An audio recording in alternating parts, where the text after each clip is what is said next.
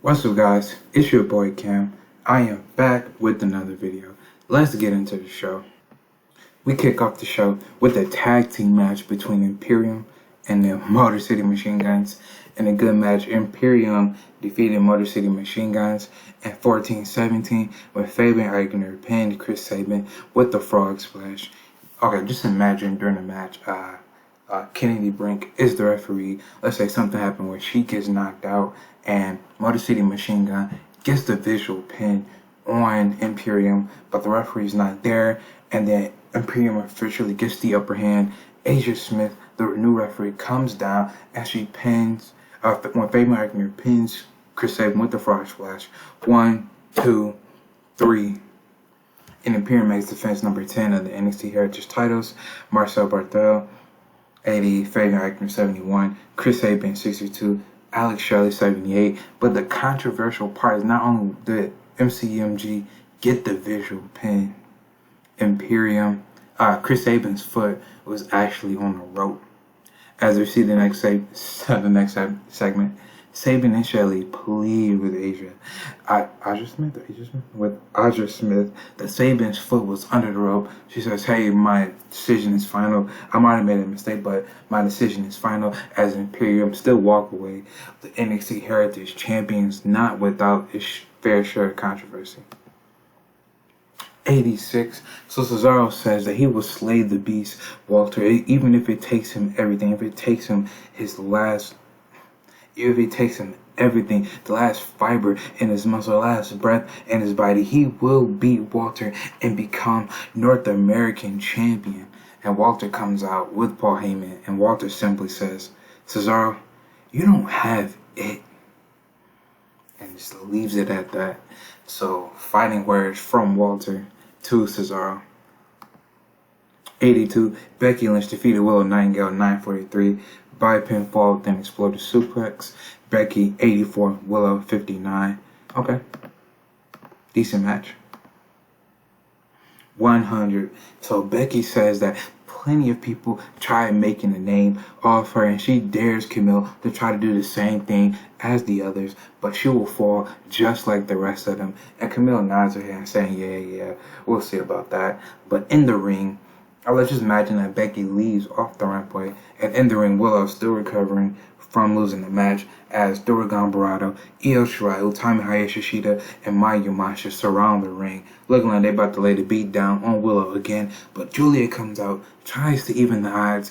Even with Julia and all her strength, she's still overcome by the 3-on-2 odds. But then Cora Jade comes out and evens the odds for Julia and Willow Nightingale, even with the problems that Cora and Willow Nightingale have with each other. She saves Willow and Julia from Dora Gambarado here tonight. 81. Okay, and about that had great wrestling that he Sami Zayn and Dragon Lee defeated Ozzy Express in 10:33 when Sami Zayn pinned Buddy Murphy with the Brain Buster. Dragon Lee with a 94 is crazy. Sami Zayn 76, Bronson Reed 82, Buddy Murphy 81. 87. So AJ blasts Dragon Lee with the phenomenal forearm. Just imagine the match is over. Dragon Lee turns around to a phenomenal forearm from AJ Styles. David Finlay and Chris Bay make Sami Zayn watch as AJ is about to go for a Styles clash, but the rest is so much luchadores, Joaquin Wild and Raul Mendoza come out for the save as AJ, David Finlay, and Chris Bay make a run for it. So it looks like the Somos Luchadores are saved by the numbers game, but AJ and his group made a mark here tonight. 80. Mayu Awatani, man, what's wrong with that? Mayu Awatani defeated Chelsea Green in 11-18 by a pinfall of the Dragon Suplex. Mayu 89, Chelsea Green 56. So this is where it gets interesting.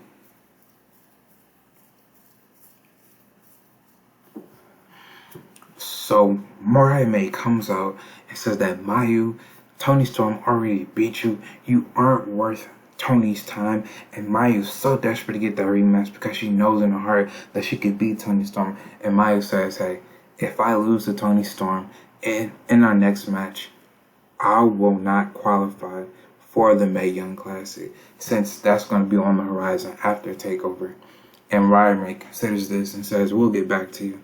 So very interesting. My Outline is going to put up a possible chance to be in the Mae Young Classic on the line just to face Toni Storm.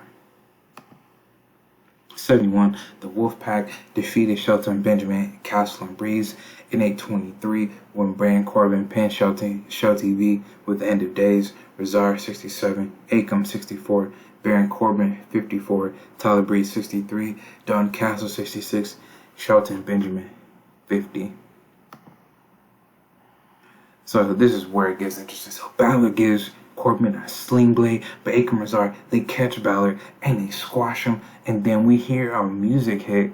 It's kind of unfamiliar to the crowd. Then we see the name Jordan Devlin. He gives a mild reaction since it's Jordan Devlin. He gives a mild reaction as Jordan Devlin comes out with the steel chair, saving his mentor. He smashes the back paws of Akam Razar with the steel chair. Baron Corbin is still laid out. He smashes Baron Corbin in the back with the steel chair as Jordan Devlin helps his mentor, Ben Balor.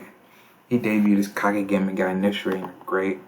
So yeah, I decided to bring Jordan Devlin into the company since WWE is using him as JD McDonald. I'm like, okay, maybe it's fine for me to use Jordan Devlin. And it faces the story. Balor said he's not really great with groups.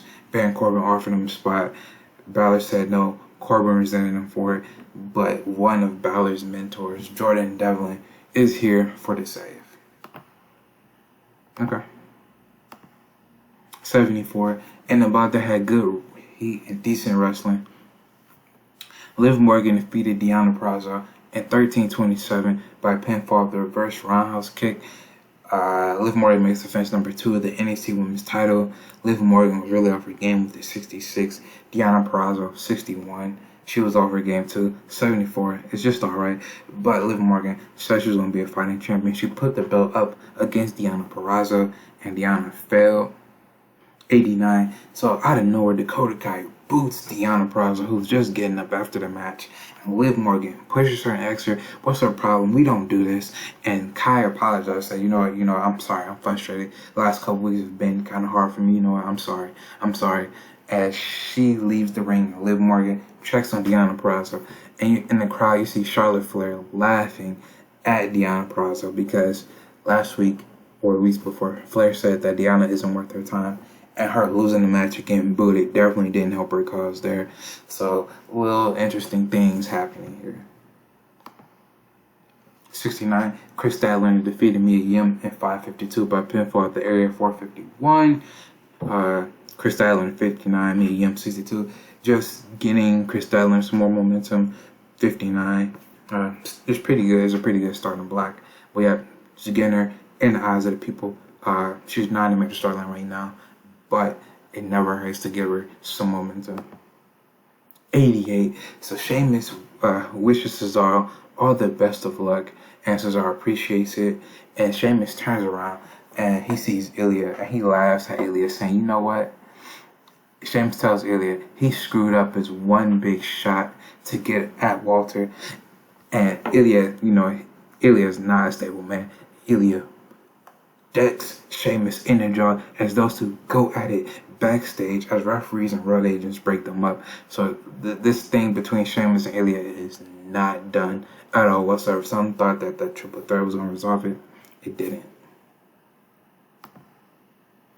Kota Ibushi says that Zack Sabre Jr. is an incredible wrestler, but he is a man with no honor. He says at TakeOver he will take ZSB's honor and he will take his titles. 89. Walter can't miss. In a superb match, Walter defeated Roderick Strong in 12:10 by pinfall of the Golden Bomb. Walter 93, Roderick Strong 70. Fantastic match. And a great segment. So Walter chops Roderick Strong right in front of Cesaro, saying this will be him at TakeOver in basically 2 weeks' time. So yeah, decent show here tonight. What? 90. Okay. Tell me what you think down below. We are on our way to TakeOver. I'll see you when I see you.